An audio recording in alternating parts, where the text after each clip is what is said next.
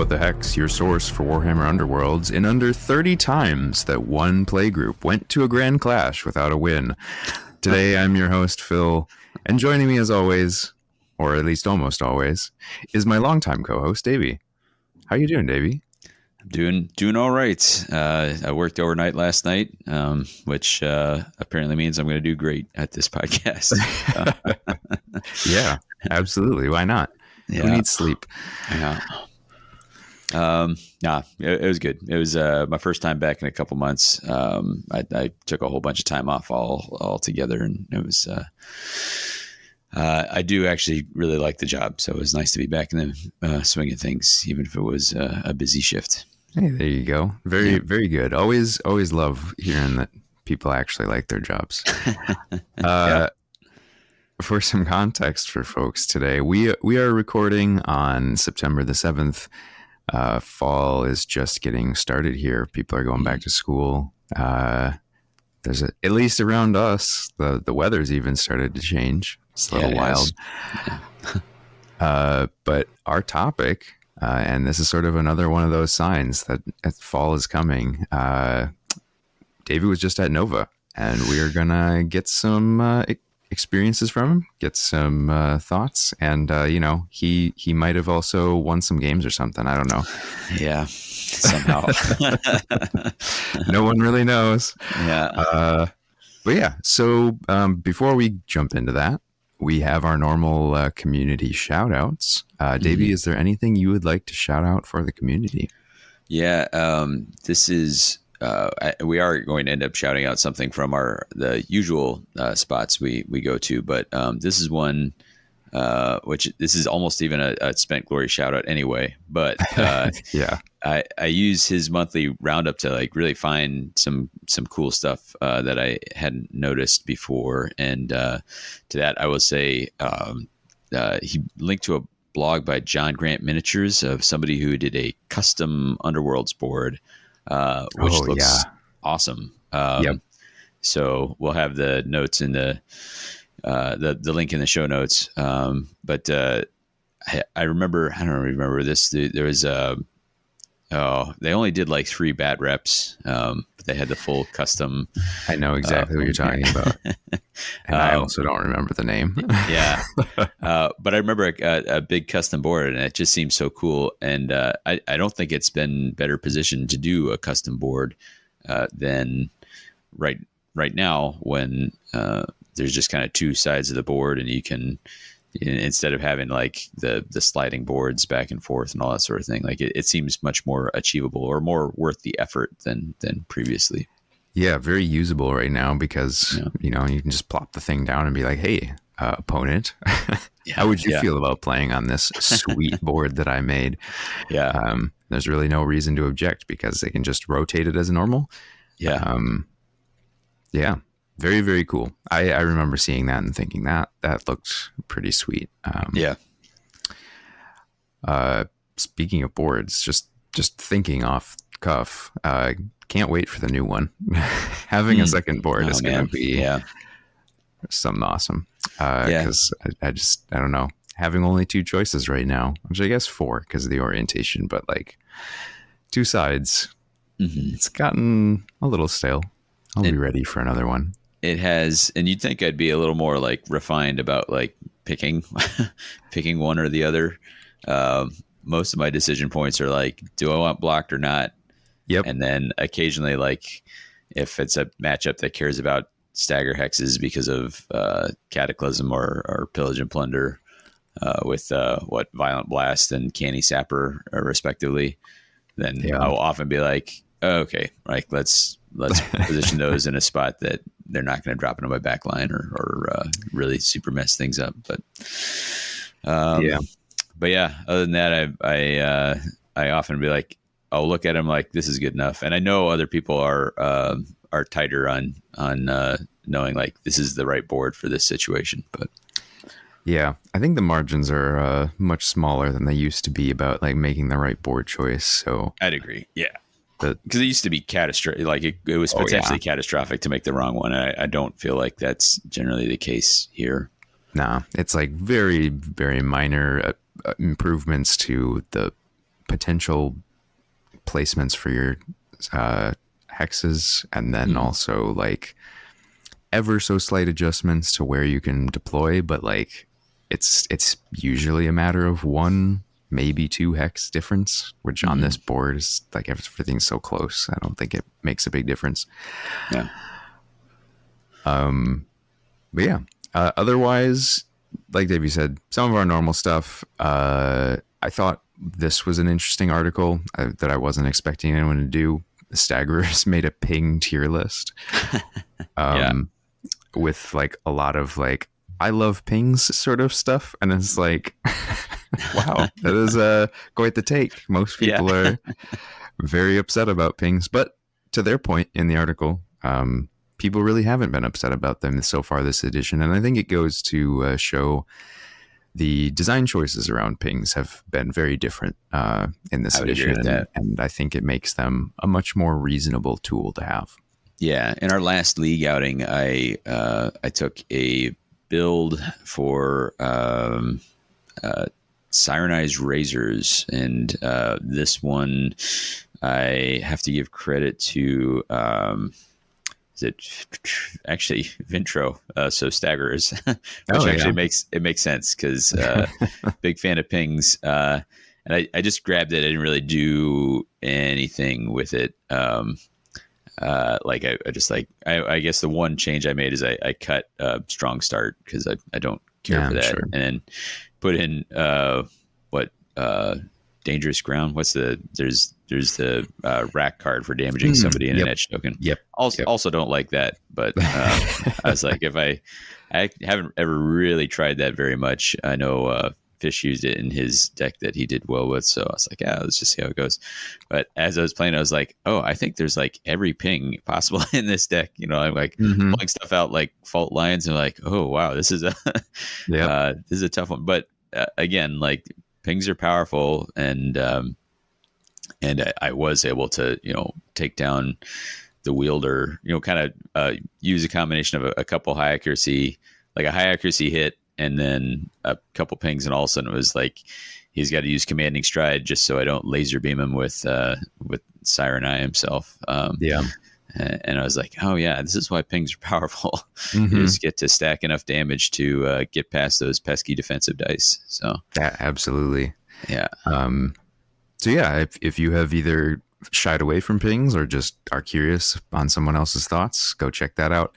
And then very quickly, Goonhammer's got another article up, and this is just an update to an old one, but it's a like what warbands are out there, just as a like resource for what is available currently. And has just been updated for all the stuff that's going to be coming out soon.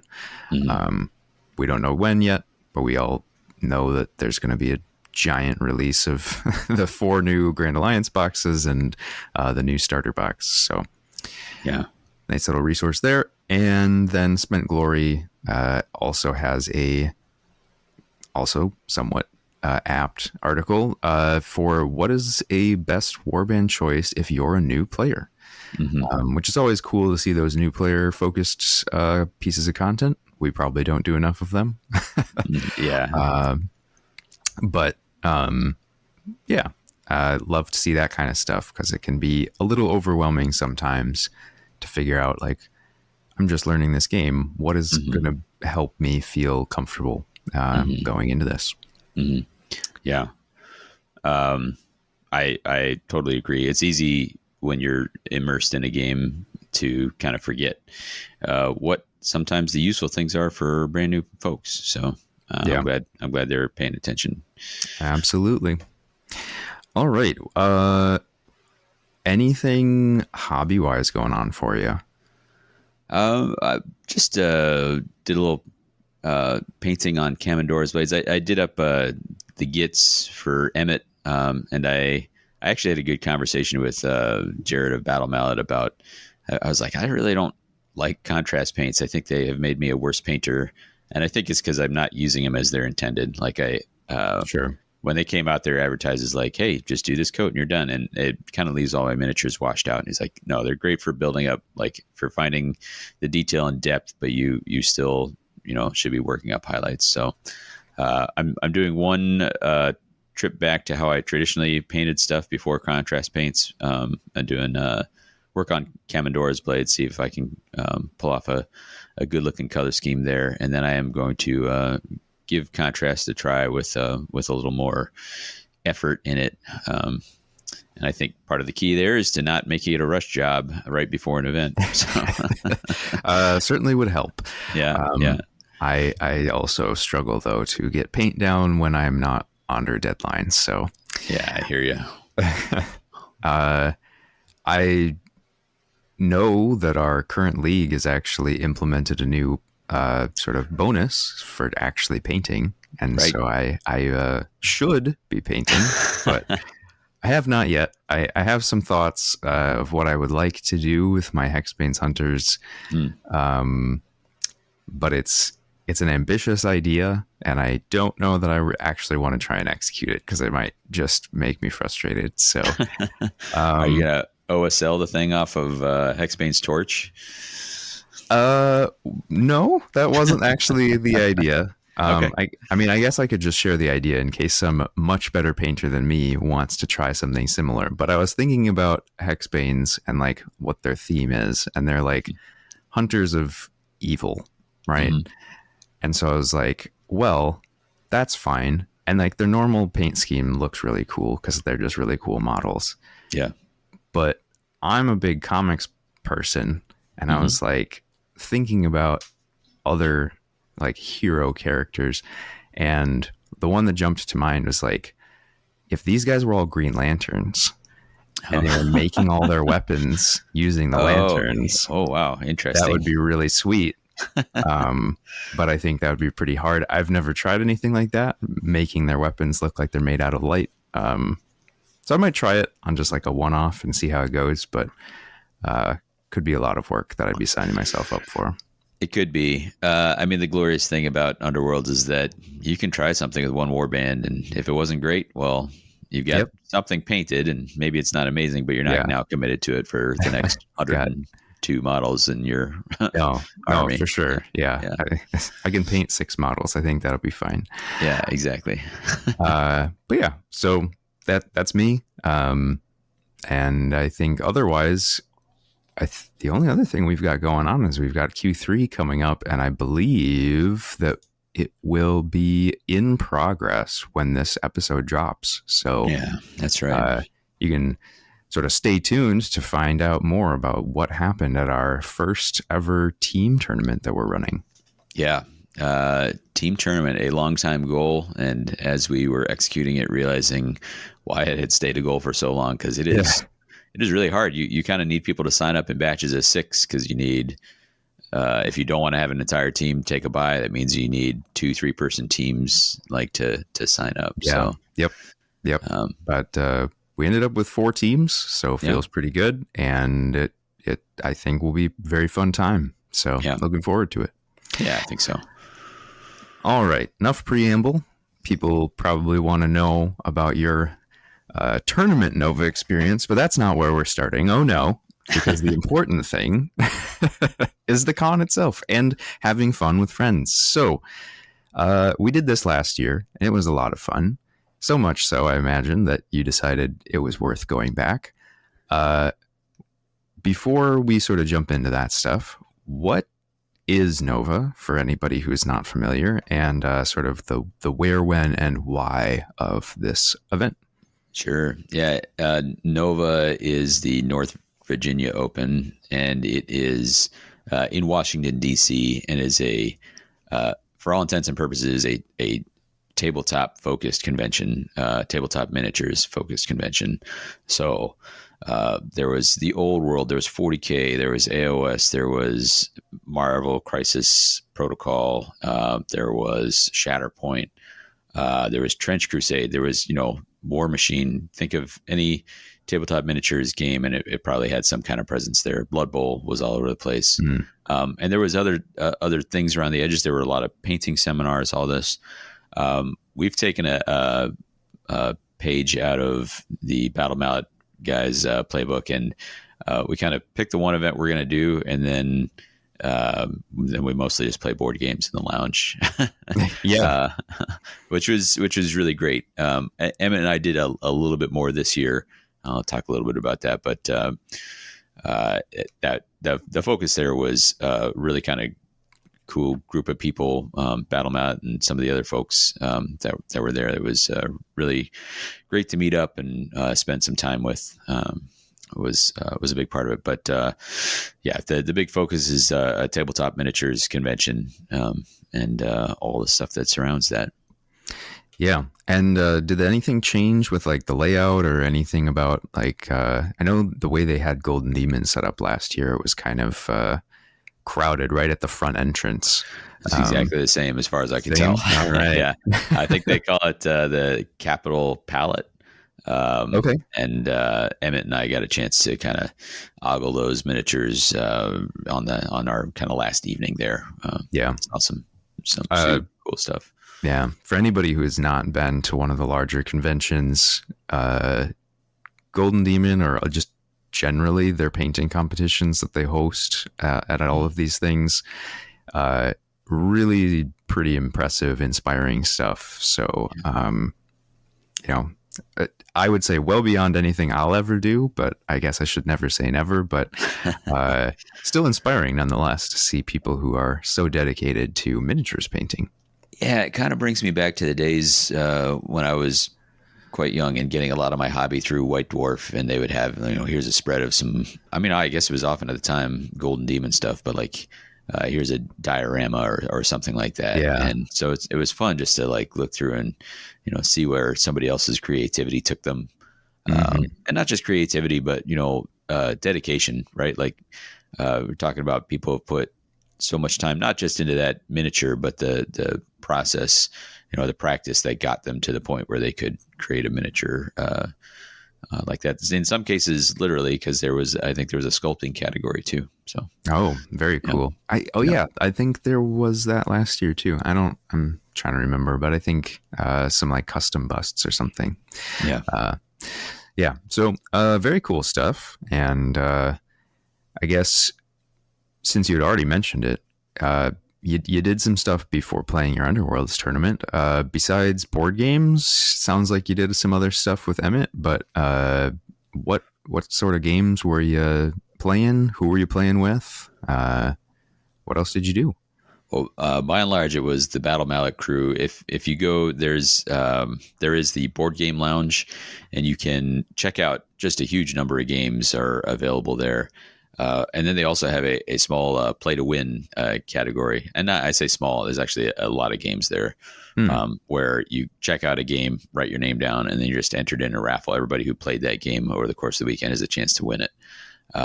And we won some last year. We won one this year. So far, we've actually only won games that we already own. Yeah, of course. Because we check them out to teach them to people. But it means that we're able to like, hey, here's a gift. Here's some. Yeah. Here's some games for our buds from Battle Mallet to bring home with them. Perfect. But Jimmy and Gerard were there. Yep. So we got to hang out and play some with them too. And this time Emma and I did a little more. We played a demo here and there, and then there was a organized Blood on the Clock Tower.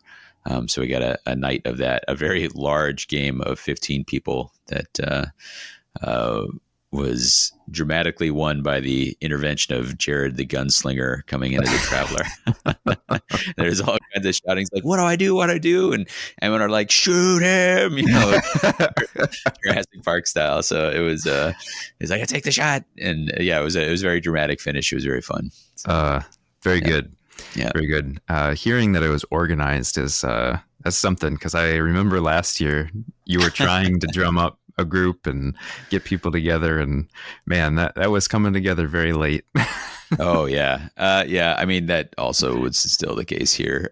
Oh, okay. But they actually had it on the calendar, and I think it was just a matter of, hey, I think we have some late arriving people, and so sure.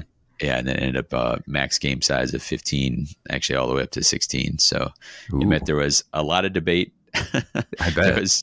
There's one fellow who really had it out for Jason on reasons I couldn't quite determine.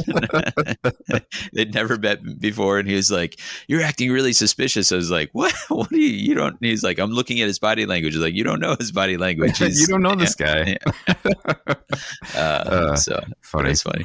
Yeah, they Emmett and Jason made a small alliance that actually had kind of cracked the game much earlier than the rest of us, and it was just a matter of them convincing the rest of us that they were not in cahoots.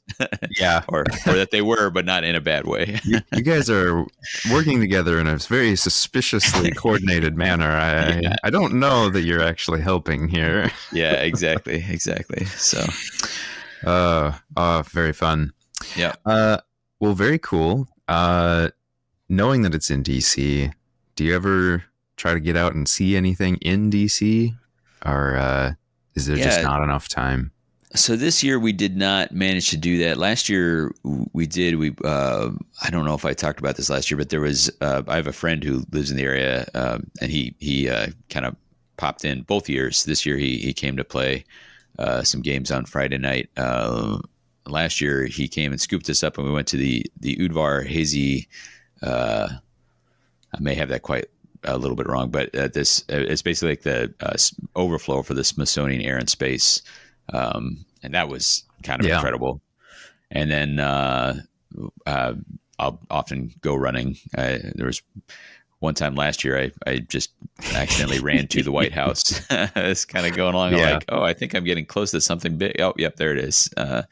But it is just kind of fun because you're bopping around and just randomly passing embassies and all that. So it's a reminder that you're in DC. And it's not actually that far from the National Mall too. So yeah. It was surprisingly close. I was looking at maps last year and it was like, oh, that would literally be like a 30-minute walk. Yeah. No unfortunate hill running situations this year. No, that was oh boy, that was a challenge. But yeah, no, I somehow just got a little off kilter with it and didn't make the time for it. So I brought everything I needed to run and didn't do it this year. So I'm not sure, but yeah, it's all right. Long vacation. You're already in that mode. Yeah. All right. Well, hopefully, folks, that is some good enough advertising to get you interested in taking that trip, especially if you're in that northeast or east part of the country where you're already close by. I mean, at that point, just pop on over, take a train, take a bus, if whatever you want to do. Driving into DC can be a little bit wonky, but it's fine. But yeah, I mean, I would definitely say, like, why do we even bother highlighting this stuff? This is an Underworlds podcast. Well, because these cons are more fun than just Underworlds and, organized play. And I would suggest that anybody at any play level should feel empowered to be like, I'm going to go take part in what is just this large community of gamers who decide to take, half a week and go hang out and meet some new folks and play a bunch of new games.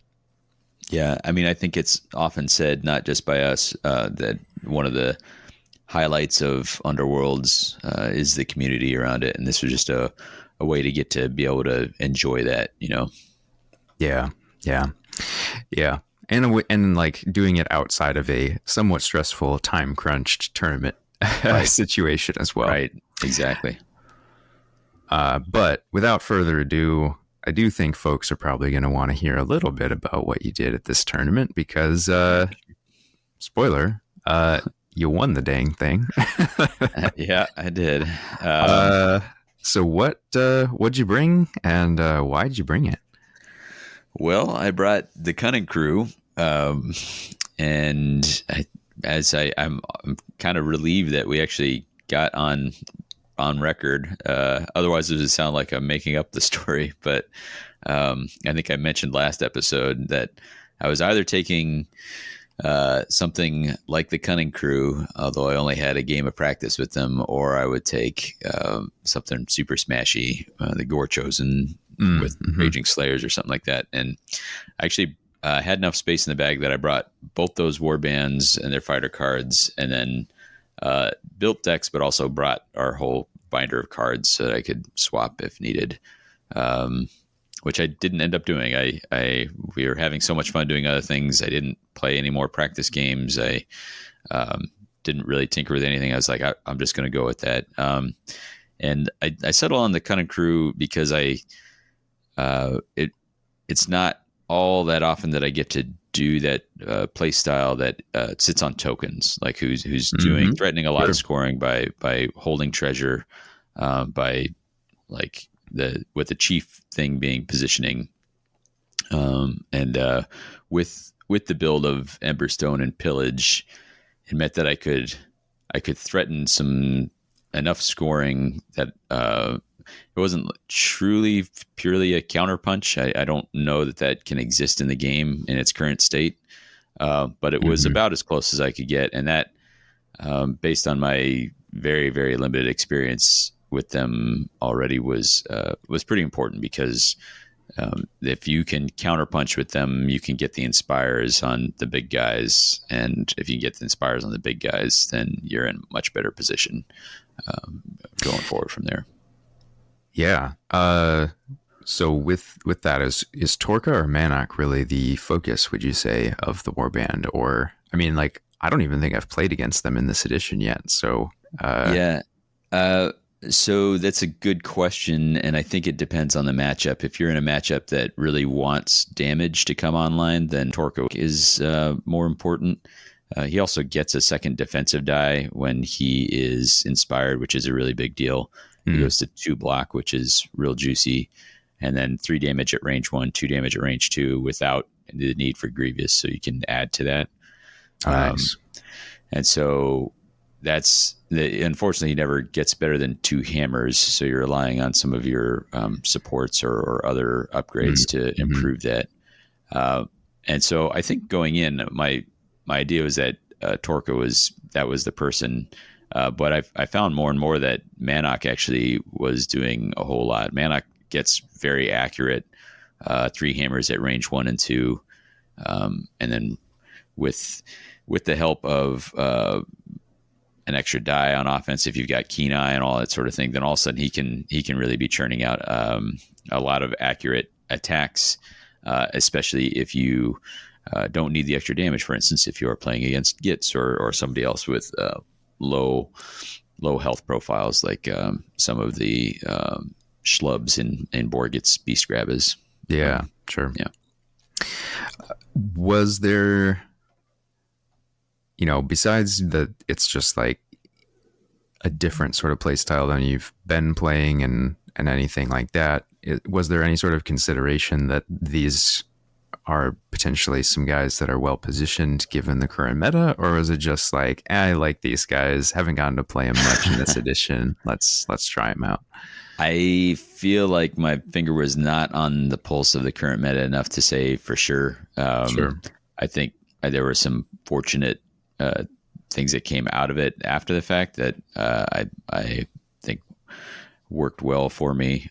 But it was that, and it was also, I only had enough time to paint 1 Warband, and that was the Gits that Emma was bringing.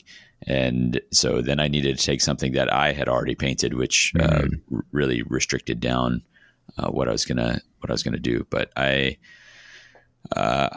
it's not like a technically amazing paint job that I've done on them, but I do like the aesthetic. It's one of those that I kind of painted them up super pallid troglodyte style, and I enjoyed it. So I was like, I won't feel ashamed to be pushing these around. Like I am embarrassed by some of the paint jobs I've done. So this one was less so. Yeah. So I think just a combination of paint style, and I was really looking to, just kind of take the pressure off. Like, hey, I'll just take something that seemed fun, or if not, if I hadn't like really sorted out whether it worked or not, it would be fun to kind of figure out if it did, since it was something different. Sure. And I mean, maybe there's something to be said for going into a tournament with the pressure off and just play loose and have fun with it.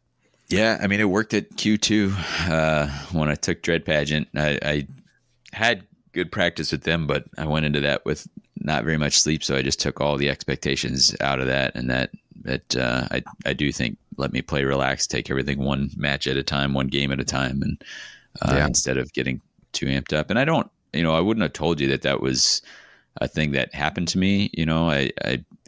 It's not.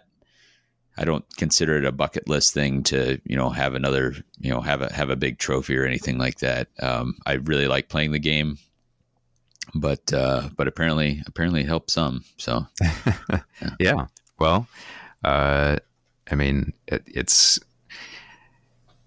can be, I feel like, how to put it?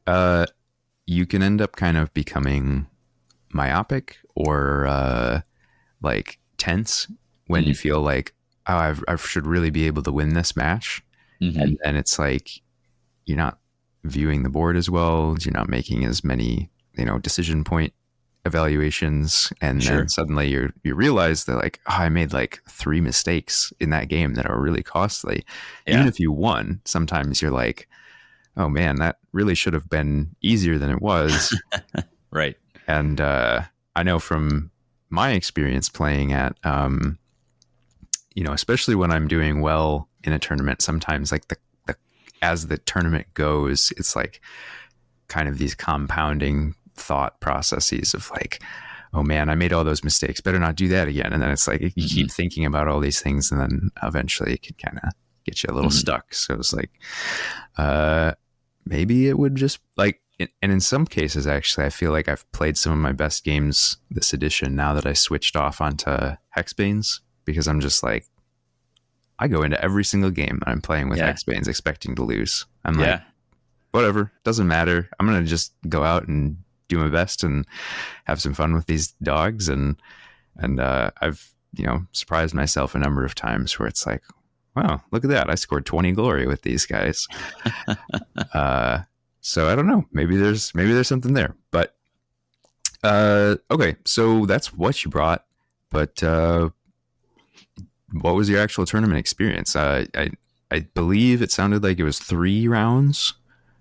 Yeah, there was 3 rounds on Saturday, and then the 2 finalists, because there were 16 players. So that would leave you with 2 undefeated, and the 2 finalists would play on Sunday when everyone else would play in a best of 1 skirmish. Anyone who wanted to. Yeah, just for some extra fun. Yeah. So I won't go into big detail because I'm sure I will get some of the moments wrong, and then I'll have to issue an on-air apology later. But my first match, I got to play Jesse, who was running Borgit's Beast Grabbers, and a tip of the hat to Bobby, because this is one of the, not the specific matchup, because like I said, I technically played with these guys twice, but just once with this build, and once with just a disastrous, like where Emmett killed Torka in like the first action or something ridiculous. Where he charged gun. I was like, these guys are terrible. I'm not bringing them. But yeah, so I'd not played this specific matchup, but I played against Borgitz enough to feel fairly comfortable with like, here are the things I need to worry about. Which isn't to say I felt comfortable into them. I just knew what to worry about. And it was kind of one of those adaptation things. In the first one, I had just that sort of zone of exclusion around Uglug. So wherever Uglug was, you would just see like all my guys just kind of melt away from there. Like there's this roving bubble where I was not, and that was wherever Uglug was. And that worked out. And the second one, Jesse had this really cool like defensive wall that he built up with there's that ability where Uglug drags all the gets in around him.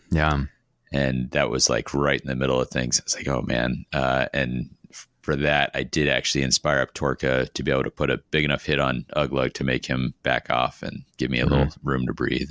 And those were actually the 2 closest. The glory differential on that match was the closest And I would say both those games are definitely losable. I really enjoyed them a lot.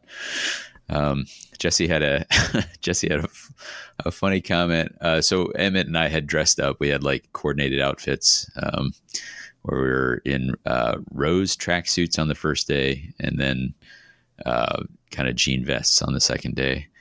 And Jesse said something along the lines of like, you know, because we were debriefing the game, and then I went off to check on Emmett and use the bathroom, and then I came back and he's like, you know, I was talking to Jake, and you kind of come off as this goofy looking guy. He's like, but I think you might just be good at Underworlds. And I was like, I will take that in the spirit it was intended. Yeah. I appreciate that. So new what the heck slogan?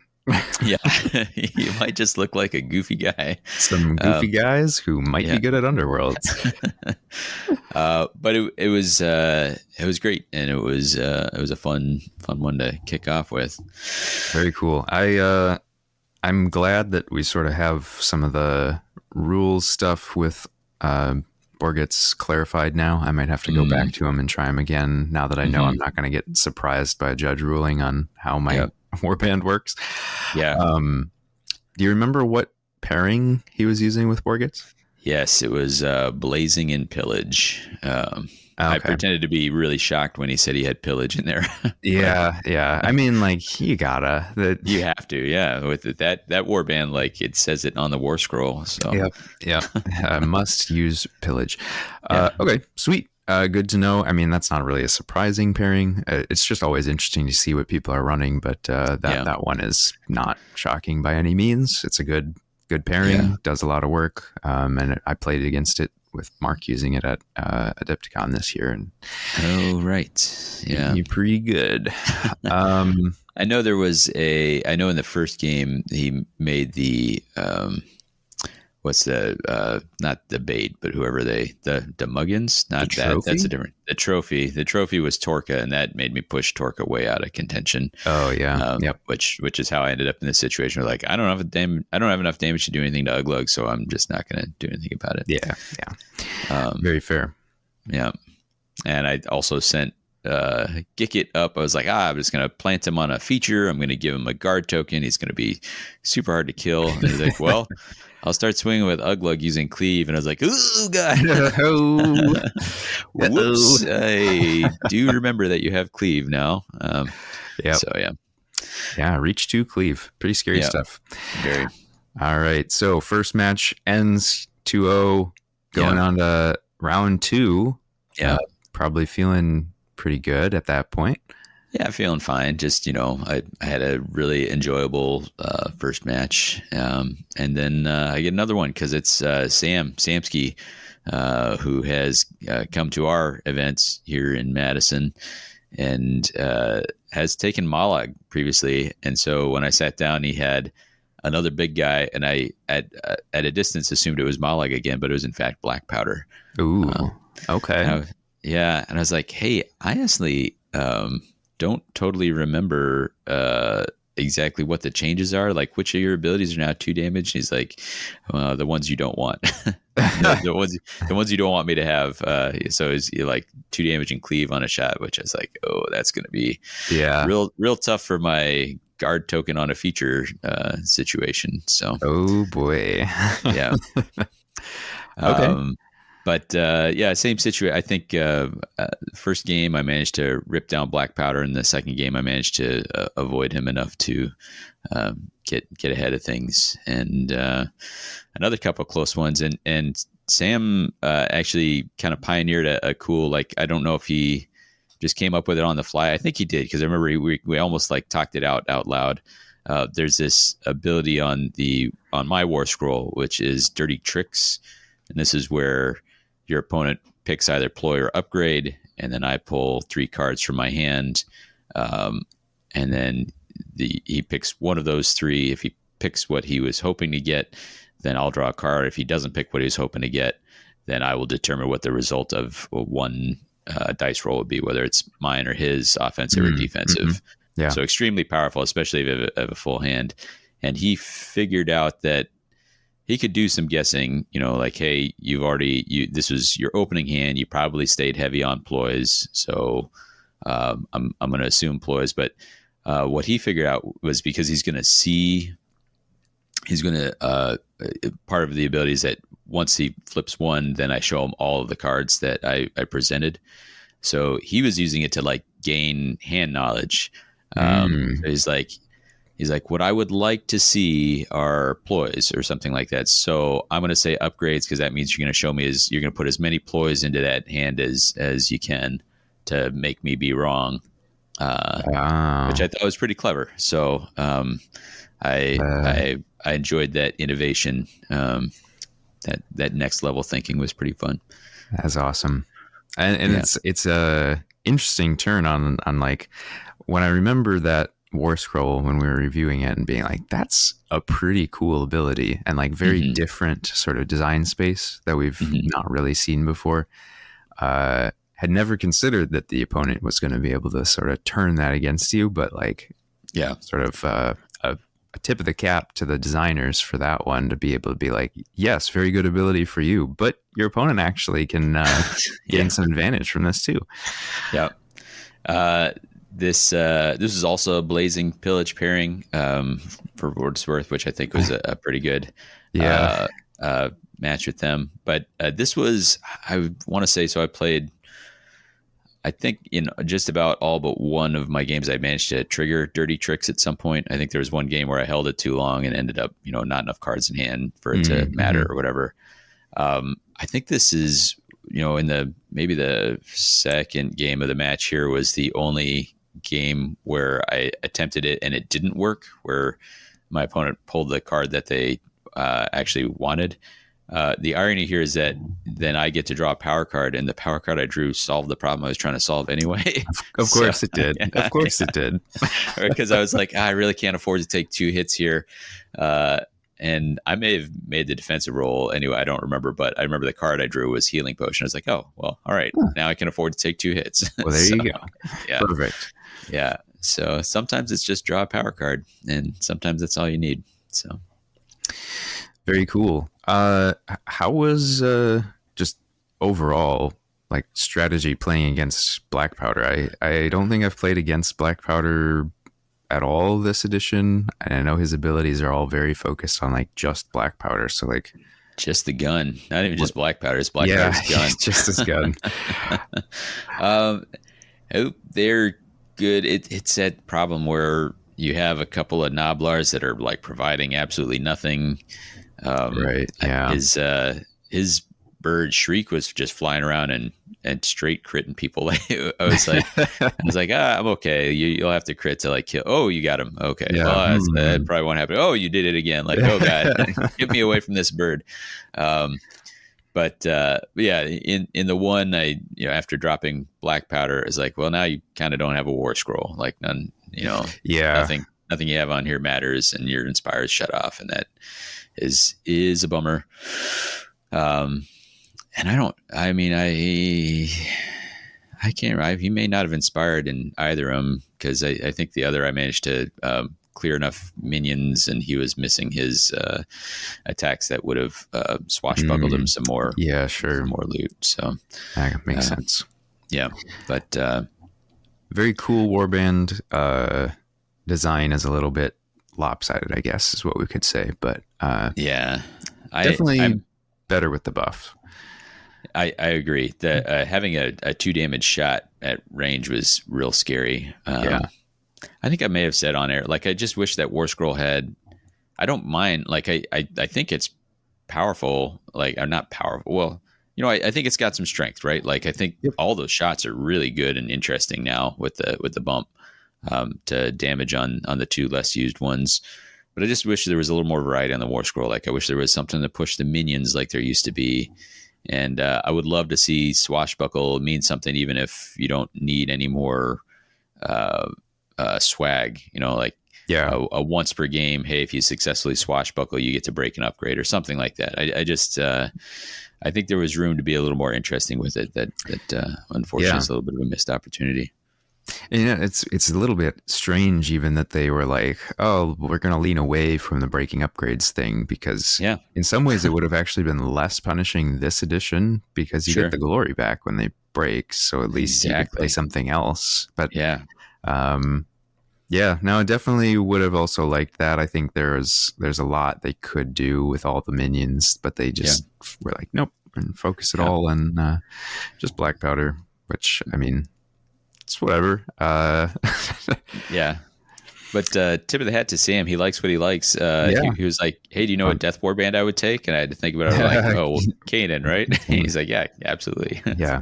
Big boys. They got to have at least 6 health. Actually, that was the other thing. I was like, oh, God, black powder is a real big pile of health. I forgot just how much work it is to hack your way through that. Yeah.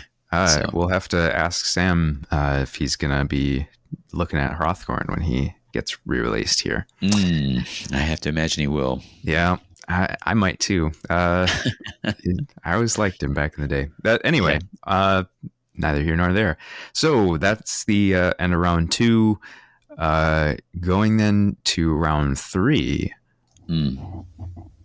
This was against G, who we have had on the cast, and G, who I believe his original claim to fame for us, where we first noticed, was that this was the guy who insisted on bringing razors to Worlds when they were like super new. So G is a creative thinker, and he was here as well because he had Knives of the Crone, and his pairing was Raging Slayers and Emberstone Sentinels. So. And it was super cool, super creative. He's noted that you don't have to enrage every time. And so what he was noticing is that use Raging Slayers, help you get inspired. Then once you're inspired, you're fairly accurate. You can do a lot of things. There's ways to still hold position if you. I don't think he had any scoring that really cared about being enraged. He was able to remove it freely with the heal upgrades and that sort, or not upgrades, but the heal ploy. Or he would enrage and put Stubborn to the Bone, and then I was like, oh, I guess I cannot get this person off of this spot. Wild. Can't be pushed at all. And in our first game, I did. So I'm looking at this, and I just thankfully played against them recently a few times, but most recently with Wellner. And I was reminded just how much they stall out if they don't get those early hits in. Like they have to get the early hit, and then they have to get. They also need to get the prophecy they want, which I think most of the time you can get what you want. To me, on the other side, that's what it feels like. I'm sure if you're playing him, it feels like you never get it. Probably. But here, as somebody who tends to like reserve probably for too long my power cards and my war scroll abilities, here's like, I'm going to burn them early. I'm going to burn them super early, and we're going to make sure that I manage to slow down the Inspire as much as I can. So I was using Dirty Tricks. I was using Merc Lurkers off the War Scroll to basically come close to denying a couple attacks early on. And the first game that worked, and then his dice were pretty atrocious. It'd be like 5 swords with a reroll into 1 shield, and he would miss the attack or something like that. And so that was the only conceded game of the tournament that I was part of. And the downside for me there was that he never showed me, never discarded that he had Unrelenting Massacre. Which meant that in our second game, which was extraordinarily close, this is one of the biggest errors I made. Is it was just an attack into his boss, who I forgot had Stubborn to the Bone on. So I was intending to knock her off something late, basically burned in action, which I wasn't going to accomplish me anything. But then I was tooling around, like I thought earlier in the game, I was like, I should probably think about if Unrelenting Massacre might be in this deck. And I had one person that did not have a charge token, and that was just basically getting lucky that G had a chance to kill that fella, and it didn't happen, and I was not ever really presented with the opportunity to charge with him, which I might have accidentally taken. Yeah. So it was one of those where I thought I was in like a pretty good position, like I was kind of ahead, and I had a route to a couple of the scores. And then when G revealed just how close I was to losing, it's like, oh man, I'm glad that was done in 2 games, because I don't think I could take the third one off yet. Yeah. Very, very good in that sense that like you snuck out of that one. I have certainly been in games where I've felt that same feeling, and then we get to scoring and they reveal the cards and I realize, oh no, I lost by like 1 or 2 because I wasn't thinking about those cards. So definitely know the feeling, but it can be so much more crushing when they sneak you and it's like, oh no. That's very cool. Yeah, it was the first. I've been in the same room as G a bunch, but I've not never played against him. So this is fun to finally get a chance to do that. And this is usually the spot where I kind of bonk out in a tournament. I'm in the game to get to the finals, and then doof it up. So so it was kind of, after having such like Dice helping me out big time in the first one, and then having such a tightly played second game. It felt good to come away and be like, all right, well, I guess I'll go to the finals. And it was neat to do it with sort of a off kilter versus off kilter. In the first 2 games, there was a partial mirror where I was playing against Pillage and Plunder, and this one all it was against Emberstone. And it's always fun to kind of think about like what are the, like, whenever you have something like that, you're trying to think like, what are the things that we're going to maybe score simultaneously? What are the things that are going to give me advantage? And in this case, like Supremacy was a big deal. I kind of figured, I wasn't sure whether he had Supremacy or not. And then it was, I did have it. And, when it pops off, it really kind of accelerates things in an end phase. And absolutely really just needs 2 guys to stay on something. There were some great confusion battles here. He did point out I had hidden paths and confusion in both my starting hands.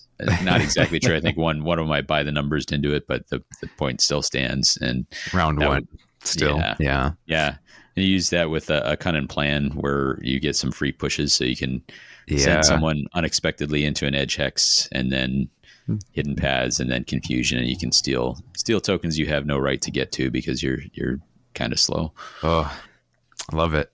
It brings us right back to the old days. Hidden paths, man. All right. So the thing I was thinking about, and I didn't want to, cut you off or anything, but sure. Hearing that pairing, Raging Slayers, Emberstone, is like, wild. Did it feel at all throughout that game like was there any sort of takeaways as to like how that scoring works when you compare those or combine those 2? Because like I pretty much would have never even considered it. I mean, so I think here's the deal: is that is a warband that really loves to get the Inspire, and absolutely. Emberstone helps with that. And so if there's some of their surges, because they got good speed, right? Some of their surges are the ones out of Emberstone that need you to be on a treasure in enemy territory, and maybe have a stagger, maybe have a charge token, or what have you. And if you can do that and shed, use your enraged to get the Inspire, and then use a power card to drop the enraged status, and then maybe even put a guard on or something like that, or stubborn to the bone. Yeah. And those pop off pretty nicely. I think it is probably the most challenging part of the deck is the objective suite, I would imagine, on that. But it was on the first game, but there were other factors there. But in the second game, it was clicking along nicely and pretty scary. And the power cards are pretty great. Emberstone's got like a nice set of power cards in general, and the upgrades in particular are great between those two decks. Yeah. I mean, those two power decks, you're probably struggling with cuts, to be perfectly honest. There's a lot of good choices. You know, it just reminds me a bit that like there's so much that I haven't even explored with decks in this game for this edition yet. And I'm almost always surprised that like some of these decks that we've kind of written off, it's like, no, actually there's a lot of play here, but like maybe it's not as efficient. And in that sense, I kind of lament not having tried more things just to try them, because like you do the reviews and we've got probably a pretty good sense at this point of like, just on paper, like, is this gonna be a good card or not? But like, we've been wrong enough in this edition that I think I have to just like keep reminding myself and keep saying it into a microphone that like, try more things, actually go play with it, because like it might be surprising, and if it is, then hey, now you've got a cool new thing you can play with, and you might be able to catch people off guard. So very cool to see that at least somebody is still doing that in practice at big tournaments. That's very cool. Probably shouldn't expect any less from G, but yeah, I mean, it's one of the neat things about going to these, and I think it just seemed in general people were a little more relaxed, a little more willing to take some creative shifts, and maybe that's because a lot of folks there already had a ticket in some way or another. So I remember being disappointed, like, how am I not the only Kunnin Krew player? There's only 16 people here. Like, what are you talking about? And then like, oh, the other person is Gerard, the professor. So, all right, well now I feel like I have galaxy brain. But talking about creative choices, Gerard had hypothesized that he could use Realmstone Raiders with the Kunnin Krew, which blew my mind. I was like, these guys, their accuracy is straight doo-doo to start. Like, it is not good. Like, you are going to have some frustrating surges that you, I'm sure, had to take. And that ended up being true. But his thought process was, Kunnin Krew's got a couple like amazing defensive abilities on the War Scroll. What if I paired that with Manipulated Fate and had 3 amazing defensive abilities? It's like, okay, all right. Oh, okay. Now I see where you're coming from. I do kind of like that thought process. So. Got your slight weaknesses, but you're going to double down on your strengths. Sometimes that can work. I don't dislike it. Right. Very cool. I guess the only other thought that I had while you were describing those matches is like trying to remember, and this is very hard in the moment, but in reflection, usually much easier, that like so much of going to tournaments or playing in some like competitive sport, or like, you know, doing anything where it's like there are elimination points and you are playing a competitive game against a lot of other competent people. As much as we don't necessarily like to admit it, luck plays a factor. Oh, absolutely. Yeah. Just trying to remember that like sometimes you can do everything right and you can still lose. Like it's not always going to, you know, break your way, and that's fine. And just trying to keep that in mind as like a sportsman thing, where it's like, I played, you know, this match perfectly, I, you know, shouldn't have lost, is not the right mentality to go into a tournament with. It's sort of like, hey, you know, stuff's going to happen. I'm going to accept it with grace. I'm going to do my best. And, you know, if my opponent just rolls, you know, double crits for their next 3 attacks and I lose, then I lose. And like, sometimes you can't do anything about it. Yeah. And I think that's correct. And I think there's a balance to it too, because it sometimes is easy to say like, well, I just rolled bad or whatever. What I was really impressed was, I think all my opponents were like, as we played through, like, sure, like G and I agreed my dice were crazy hot in our first game. and G could have gotten like really wrapped up in that and like really bent out of shape about it.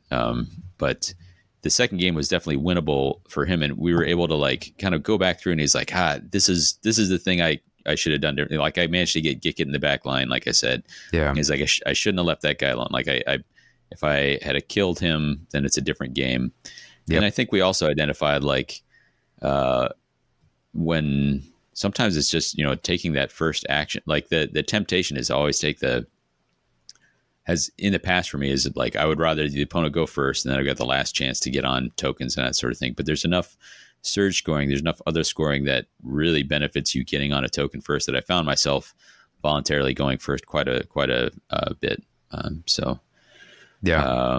We talked some about like maybe there was a decision point there. And I just thought everyone was really thoughtful about like talking through the matches afterwards about where the crucial points were. And it was fun. It was fun to kind of deconstruct them after the fact and see like, where they might've gone different.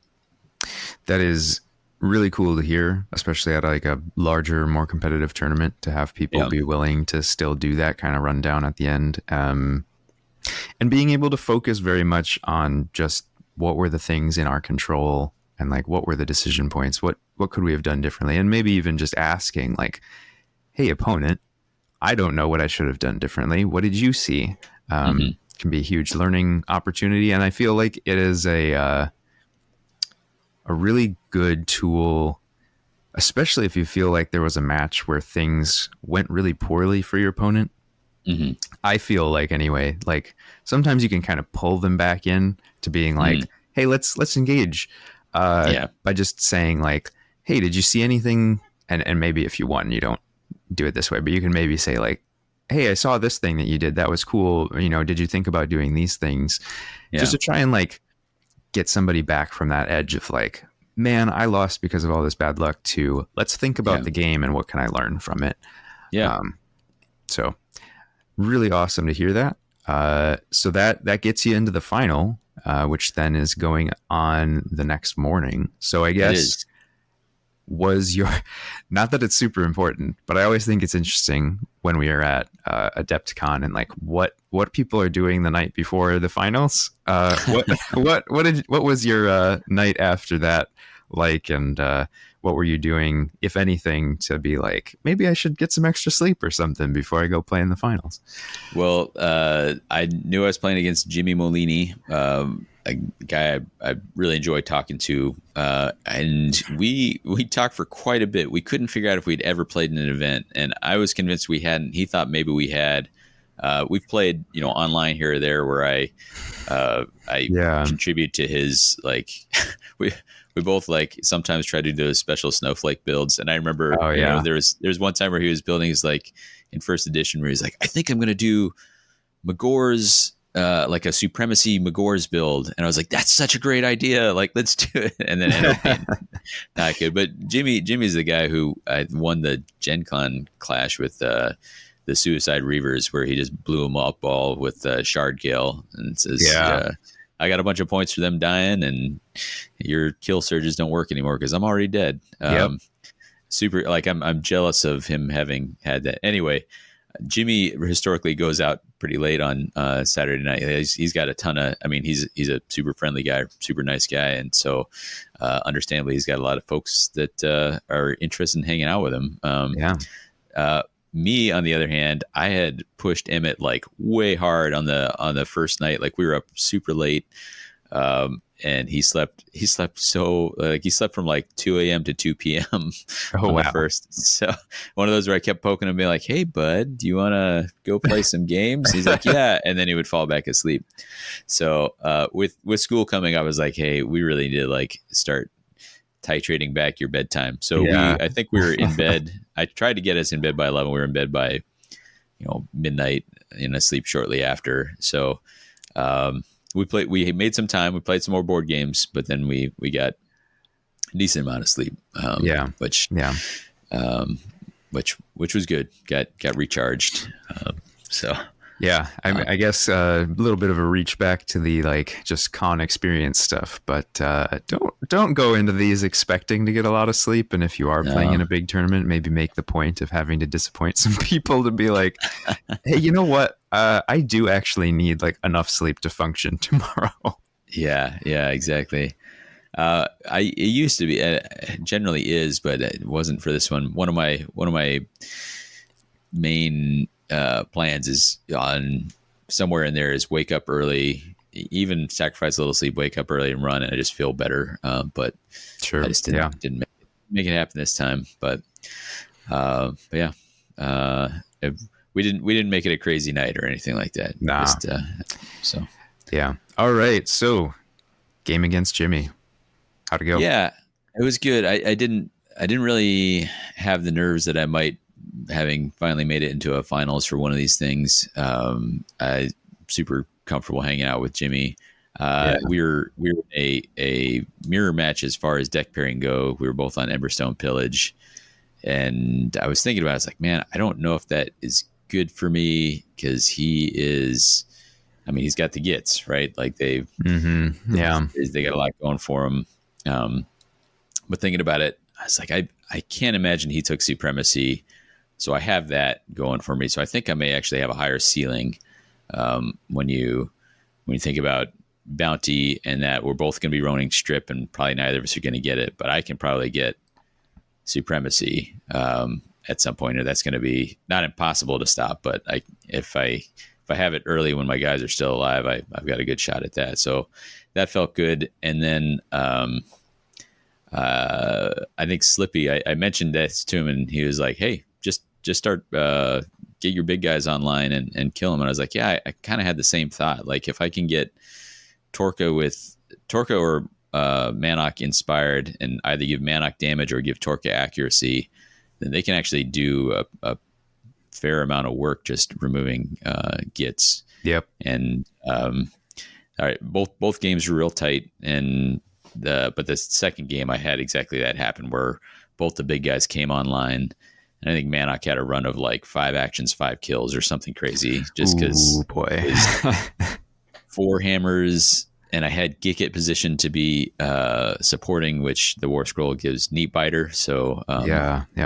The minions. This is actually the only game in the entire tournament that I remembered that knee biter was a rule. So, okay. But it came in handy because Gikit was surrounded by gits, and he kept on surviving, healing potion the little guy just to keep him alive that little bit longer, and that meant he was giving Manok, like Manok was on 4 dice, fully supported, doing 2 damage. So he was just like poke, kill, poke, kill, poke, kill. Yeah. that was pretty great. And I think that little bit of disparity with the ability to score a big one like Supremacy meant that I was able to just kind of edge out ahead in the tight ones. In our first game, that was I think it might have been the last card. I was like, there's some card in here. What is it? I was like, oh yeah, I know it's Supremacy. Let's draw into this. Get that. Very good. Yeah. So I took that one 2-0. And I felt like I played real clean. I made a couple. I always talk about, like there's moments where there's like a lot of micro decisions for like, what's the most efficient attack I can make? Yep. And those I feel pretty good at, doing that. But then there's other moments which are a little less obvious. Like what's the play? Like, do I push forward to the middle? Like, do I try and, dominate this part of the board, or do I try and get on tokens right now, knowing that I'll take some punchback? But is that positioning me better as far as winning the scoring race? And I had managed to starve the gits with some of that, where I blocked off some of the early scoring, which was a big deal. So yeah, I feel like the games that I've had in the gits that went the best, either I was just rolling really hot early and just killed like 5 of them, and then they just didn't have the bodies left to really do what they normally do, or it's like I'm able to hold back and score a bunch of my stuff without having to really get into the mix with all of the nasty attack profiles that they have. Yeah. And like, they're not slow, but they're also not super fast. And so sometimes like you can just stretch them enough that like it's hurting their scoring and they're not able to engage. And like all of this, of course, is easier said than done, but sure. It does. I guess if people are still looking for angles on how to beat Gits, and I guess you probably ought to be, that's been my experience, and it sounds like you kind of had a similar one. Yeah, I think what worked particularly well was I was able to do some scoring denial, and then my damage output is really low when particularly if I'm focusing on inspiring the two big fellas, because I'm probably doing it with a range 2 attack so that I'm supported, so that I can, trigger that ability, which means I'm just doing 1 damage. And so I think I ended up not removing that many Gits early on, but covering up tokens, using the ability, using a Kunnin plan to just use that real early, in the same way that I burned defensive abilities early against the knives. I burned a Kunnin plan really early to just cover things up. Sure. And even then, and then when Snurk comes in and be like, this would be disastrous if Snurk lands this. So we're going to dirty tricks this, even though it's, maybe not the most amazing odds for it to hit. We're going to dirty tricks to prevent this from happening. Yeah.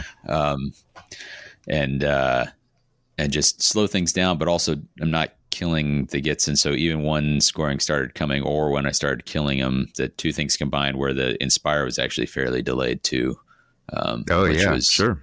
Yeah. And the longer you delay it, like even just a couple more Gits that you can kill while they're on 1 dodge instead of 2 is a lot easier to get through. Absolutely. It's pretty statistically significant change to have that extra dice. That's true. Very cool. So I guess it sounds like you actually went super clean, and you didn't drop any games? No, I went 2-0 all 4 matches. Well done, sir.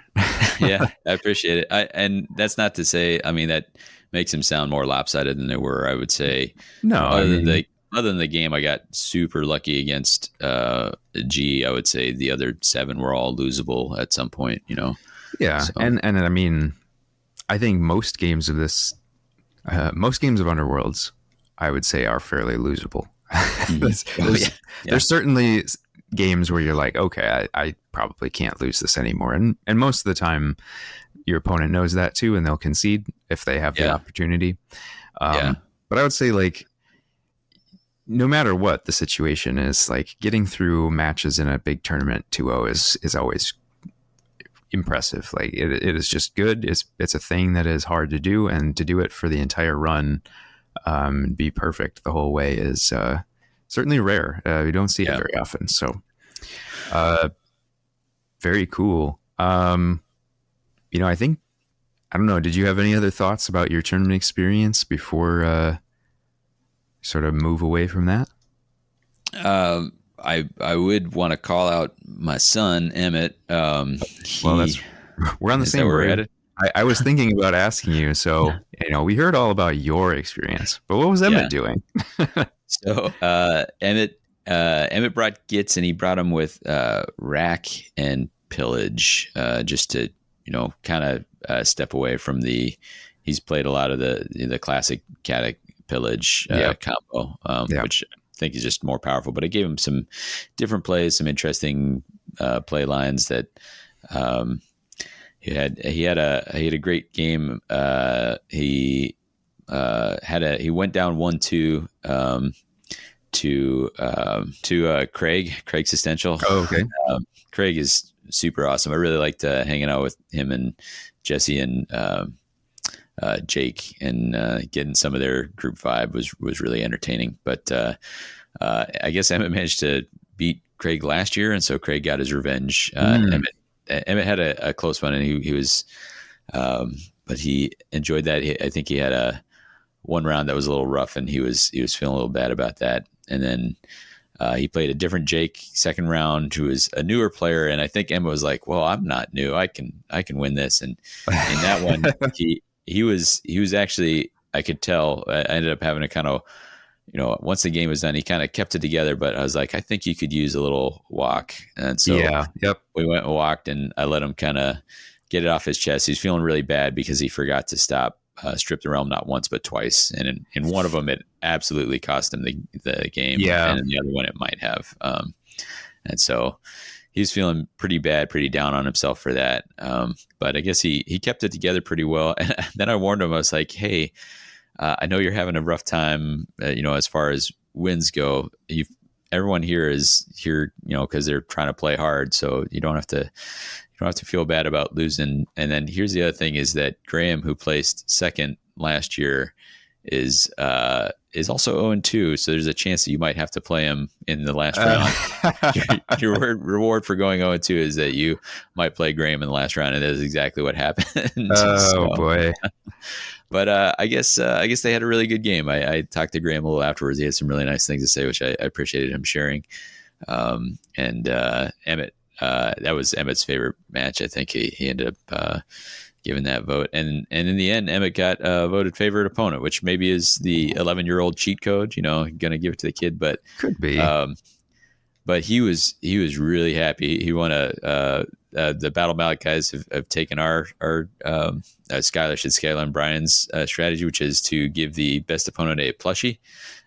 So he got a little Griffhound plushie, and he kept perching that on different people's shoulders for the rest of the tournament. But I think he really felt good, and I'm glad it worked out for him, because I think it reinforced a lot of things that we've been working on. Of however the game goes, like try and keep your chin up, try and make sure that your opponent's having a good experience, even if it's not how you were hoping the result would be. And so, well, hey man, I mean, we as full adults who have a lot, hopefully more wherewithal than a 11-year-old, still struggle with those same things. So absolutely. I would say as a big credit to Emmett, who's been playing for 2 years now, basically. Probably something like that. Yeah.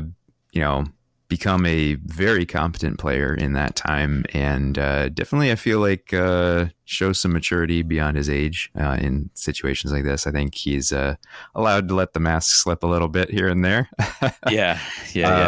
And when you were saying it, the thinking of like, well, I'm not new, I should win this one. It's like, I have had that thought before, and I have learned that is a bad thing to think. Yeah, absolutely. That'll get you caught out real quick, because sometimes people who come into this game, it's like, I'm new to Underworlds. I've been playing war games for 30 years. It's like, ooh, that's right. People play other games. Yeah. There's some transferable skills there. Yeah, a little bit. Yeah. But, fun experience to learn from, I'm sure, but maybe not in the moment. Yeah. Very cool. Well, I think that probably does it then, unless you have any final thoughts. Just one, and this is a question you got here. What has you ready to return again? Oh, yeah. Well, I guess I should read my own notes. Oh, that's fine. What has us excited to return? Emmett was one of the big drivers behind going back this year. Like, he really had a good experience. I was a little leery because it was so close to the school year starting up again. And this is his first year in 6th grade. So his first year in middle school, like, it was this thing where, like, man, I really need to not blow him up, right before. But he had such a good experience. And it's really about the people. Like, the people in the event were really great. I talked about opponents, but I had a good time. Emmett and I dressed up, which was fun. But there was people we hadn't met before. There was an Evelyn that we ended up with these rose bandanas that we were wearing, and we ended up with an extra one. It was like, we're going to give this to the person we think has like the coolest article of clothing, because we're dressing up. So Evelyn had a sweet jacket that we rewarded that to. But yeah, the people all over, like, it was just fun to have those conversations and to really kind of demonstrate this. I'll say that on Saturday night, Craig, who's fairly local to the area, had had made a big dinner reservation to make sure that people could go out together. And Emmett, who really loves the game Blood on the Clock Tower, there's an opportunity to play, not just play, but play a script that we've almost never gotten to play. And so he was like, at first he was like, man, I don't know. You know, he was like, I really want to play, but I really, I'd like to go to dinner. And the short of it is that he decided like pretty strongly that he was going to go out to dinner with folks. And for a group to be that awesome of people to be around, that, that a kid would rather hang out and talk with these adults than you go play another of his favorite games, I thought was really, a testament to the quality of the people. And I really enjoyed chatting with people, had a lot of conversations all throughout. So we said it before, but the community is great around this game, and I think that was demonstrated big time there. Absolutely, love to hear it. That's super, super cool. It is something that I sort of lament about doing Adepticon, is sometimes we don't make the point of being like, hey, let's get everybody together to go do something besides Underworlds. So maybe we'll have to try and plan ahead this time. Although we have so many of our local people that we already need like a 14-person reservation. So there was I think there was one time last Adepticon where Brian was leading us through the darkened streets of Milwaukee trying to find somewhere we're like just roaming with this band of like 18 people. I personally was very thankful that I chose not to do that, because I was already super dead. I dealt with some diabetes stuff that day, and I was just like, I'm just gonna go crash. And it was just like, after like checking all the Discord messages and things later, to be like, oh, you guys were just like bumming around outside, and it was cold. It was just like, oh boy, that did not sound fun. But now you have a cool story to tell. All right. That'll wrap us up for today. If you'd like to get in touch with us, share any of your con experiences, or just chat with us in general, the best place to do that is over on our Discord. We've got a link to that if you'd like to join up. We've always got folks hanging out, talking the game, or just, talking random stuff. If you're not a Discord person, though, you can also reach us at whatthehexcast@gmail.com. If you'd like, check out any of our other content or all the other Mortal Realms content, head on over to themortalrealms.com. That is our larger podcast group, and we cover all things Age of Sigmar. And coming up next is going to be a little bit hard for us to determine, because we know there's a huge amount of releases coming soon, but we don't know how soon. So if any of that starts dropping, we're obviously going to be shifting gears. Otherwise, we could be talking about our team tournament. That seems fairly likely. And we did talk about doing another bat rep. So, I guess if any of those sound good to you, or if any one of those sounds particularly good, you can also let us know. We're always happy to hear that people are like, I really like this kind of content, and I wish you did more of it, because that is super helpful feedback. So feel empowered. Davy, usually you do these, but today I'm going to give one to you. Are you ready for your Flavitex quiz? I wish I could say yes, but I don't think anyone's ever really ready. Nah, I mean, how could you be? But we're going to do it anyway. I will wait to give you a clue until after I've read this, in case it seems like you are very lost. So here we go. Okay. Seems likely, but go for it. Yeah. This is unattributed. It says, Emberguard was broken twice, and yet some part of it endured. Those fighting in its depths can afford no less resilience. Resilient. I'm going to guess this is in my deck. I feel like that's the kind of thing you would do to me. It is in your deck. Well, I don't know that you ran it, but it is in one of the decks in your pairing. That is for sure. Does it have, is Kanan on this? Is this unassailable? You're correct. You got it. There you go. All right. First guess. I did. I was worried enough. So it was in my deck, and it was actually pivotal to a bunch. I ended up holding it in a lot of opening hands. But, all right. Good card, but very cool. Do you have a recommended listening for folks? I do. This is by the Magnetic Fields off of this crazy triple album they did. Like, I don't know, it's probably 20 years ago now, maybe. But the song is just called Washington D.C. and that's where we were. And enjoyed it. It's a little love song to Washington D.C. and I felt like that's what this felt like. So very good. Sounds great. For What the Hex, I've been Phil, and I've been Davy.